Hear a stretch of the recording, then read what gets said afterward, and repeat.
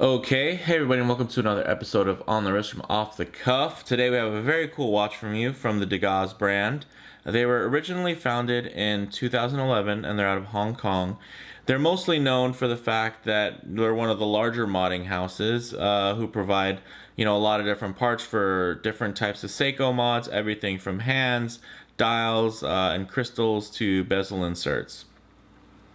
So, they also produce full-on custom watches. This particular piece we're going to be reviewing falls under both the field and dive watch categories. So, when you're looking at a watch like this, you're going to be looking for a couple of key characteristics and kind of common design language.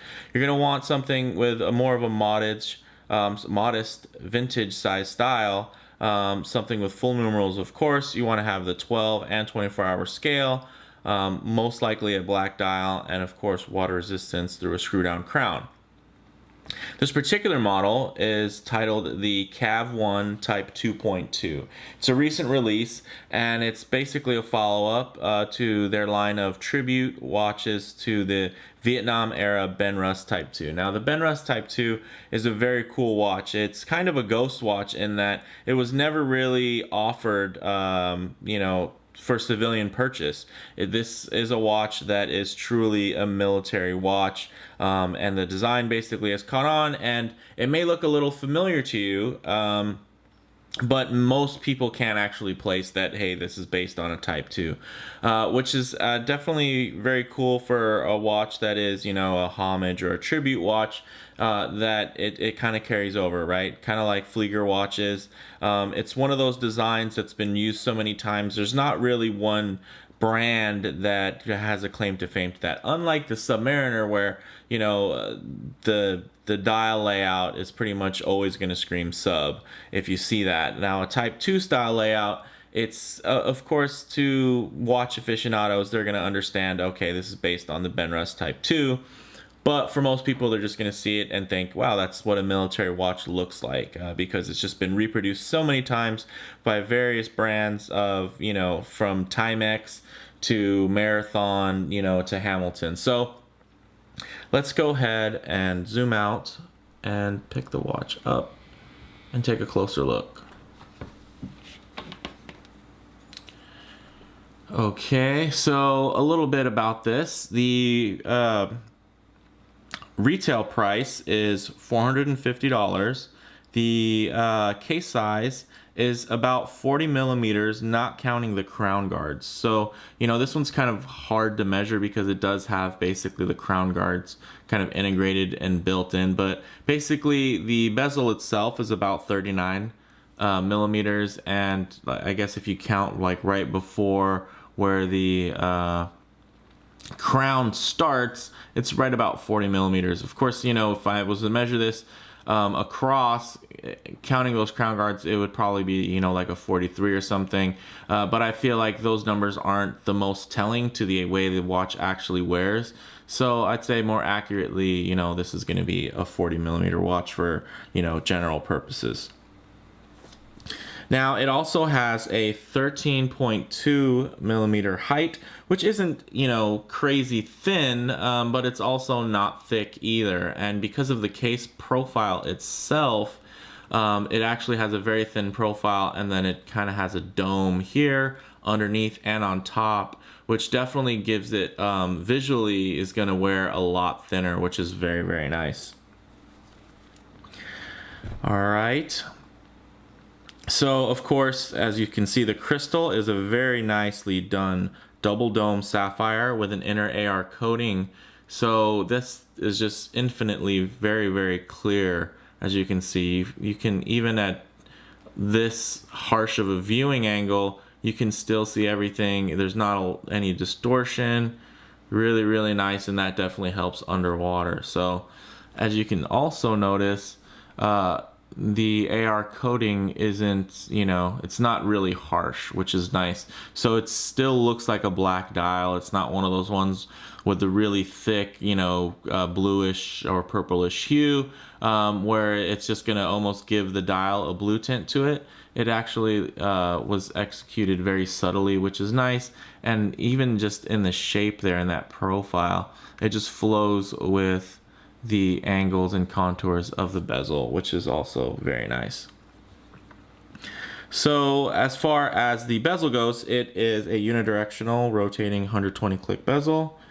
And what's really nice about it is that it's fully engraved and loomed. So these indices, kind of the markers I should say, aren't printed on there. It's actually etched and then filled with loom. So when we get to the loom shot, you'll see. And also one of the really cool features is this actually has a GMT style bezel. So one of the really cool things you can do is basically, so it still has indexed, 20 minutes for dive timing, but let's say I'm in California and I'm gonna go to the East Coast. I don't have to reset my watch. What I can do is I can just set it to right here. So now basically, when I'm at noon, it's gonna read as 3 o'clock. So pretty cool, I think, is a very useful feature. I'd say probably more useful than the average dive bezel. One, because you're not normally going to be timing more than 20 minutes at a time, whether you're timing a dive or just timing anything in general. I think that's a pretty useful length right there. And then, of course, you can time longer. You just kind of have to estimate a little bit more in your head. But different time zone, definitely very useful. So very big fan of these types of bezels, and I wish I saw them more. I just think that layout is very handsome, very clean, and of course very militaristic in this particular case. So the crown here is very nicely done. It is signed in a screw down crown, really great. There's of course everything's in that bead blast finish, so there's not really much I can fault this watch for as far as fit and finish. Everything is very crisp, very evenly done. So really big fan.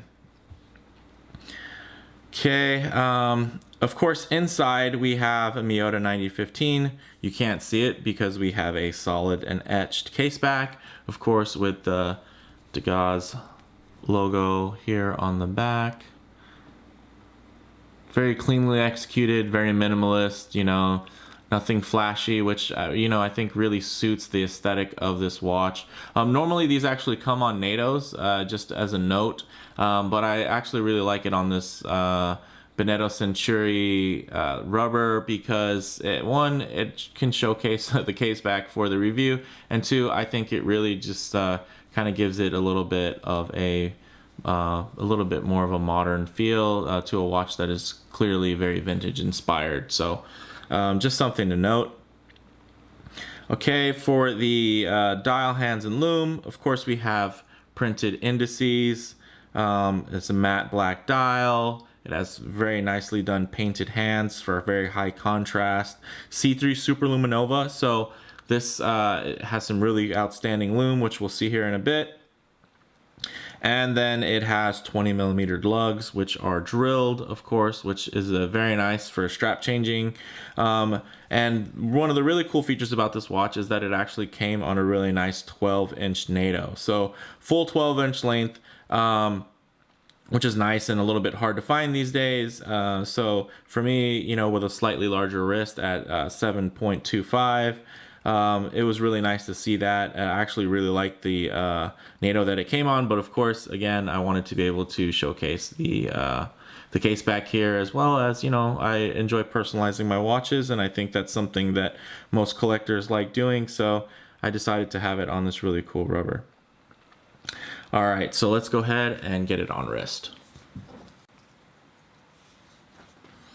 Okay, here we go.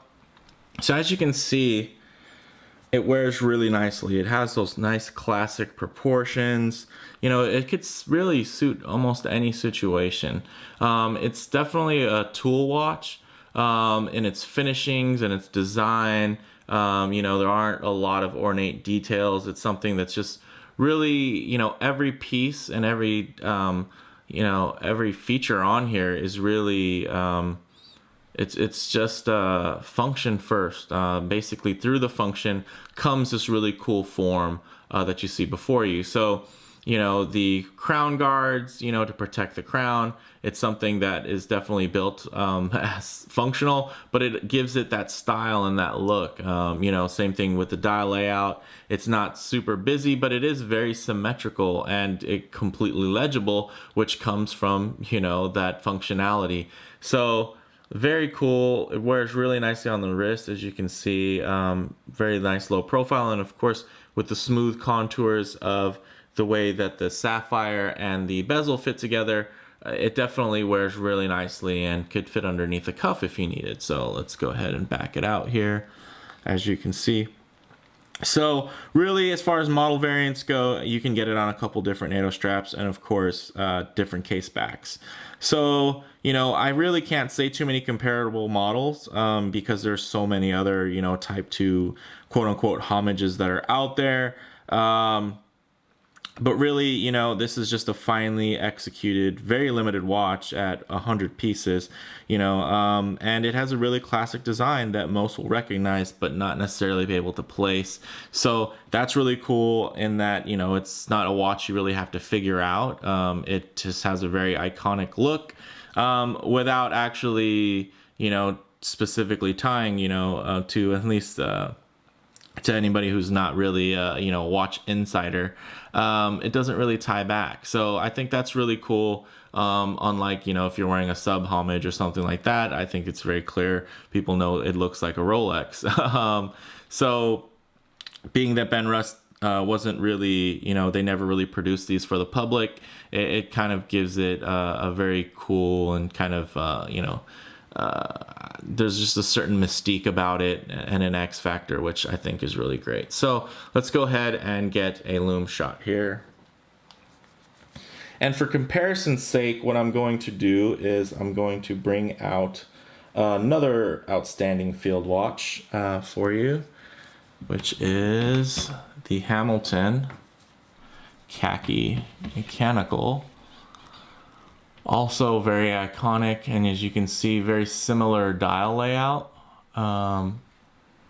So just to give you kind of an idea, size-wise, this is kind of where they come in at. And let me go ahead and charge these up here. The black light. Make sure we get full lume. Okay. All right, so as you can see, compared to the Hamilton, there's definitely a lot more lumed surfaces. Lume is more thickly applied, but really, of course, the Hamilton is just a field watch, so it's going to, it's not like the Hamilton is underloomed. Of course, it would be nice for it to have a little bit more lume. Some of us are real lume junkies out there, including myself. But because the DAGAZ watch is actually a diver, it does need to have that extra bit of lume. So when it's, when it goes underwater and everything, it's a little bit darker.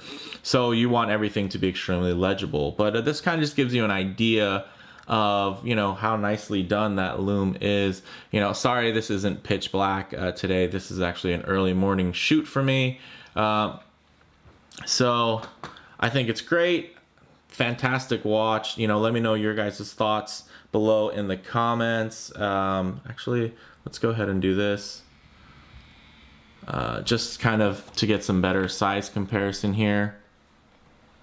What do you think? I think if you like the Hamilton Khaki Field, and you wish it was more water resistant, had a screw down crown. I mean, this watch is, a lot more water resistant, which is nice at 200 meters, as you can see, if I didn't mention that already. So screw down crown, water resistant, it definitely has a very similar aesthetic, in that classic field watch. But this one, takes it up to, hey, it's actually a diver style as well, which is nice. And it's also capable, right? It doesn't just look like a diver, it actually has water resistance. So I think that's great. I think this is a really, really cool watch from a brand that really isn't known specifically for their watchmaking, more so for watch customizing and modifying. So I think it's really cool that they're able to put out a really nice quality watch like this. You know, the same watch from Mark II is going to be double, triple the cost. Plus, basically, you're in a lottery to even be considered to be able to purchase the watch. So it's nice, although this is a limited run and there's only 100 pieces, that you can still get them relatively easily. You know, as long as they're in stock, you can pick one up. There's not some crazy process to it, which is really nice. Also, since they do them in such small batches, it does add a little bit of collectivity to it, and these do retain their value pretty well. Of course, yeah, it's not a vintage Benrus, all right? Like, let's get that out there. But it's a limited watch with a really nice reputation of building quality timepieces, and it's very small and boutique-y, so really the only people who are going to know about this brand are going to be kind of watch insiders, which is nice. So it's definitely a really cool piece that you know, I feel very comfortable wearing if I'm out or at home or whatever. It's not something where, you know, I'm going to be a little bit bashful about, you know, like if I was wearing one of my sub homages or something that was kind of pieced together from a bunch of different case parts and dial and hand layouts. This is definitely something that is made very specifically and executed very well. So let me know what you guys think in the comments below, and go ahead and hit like if you enjoyed the video, and if you haven't already, please subscribe. Thanks.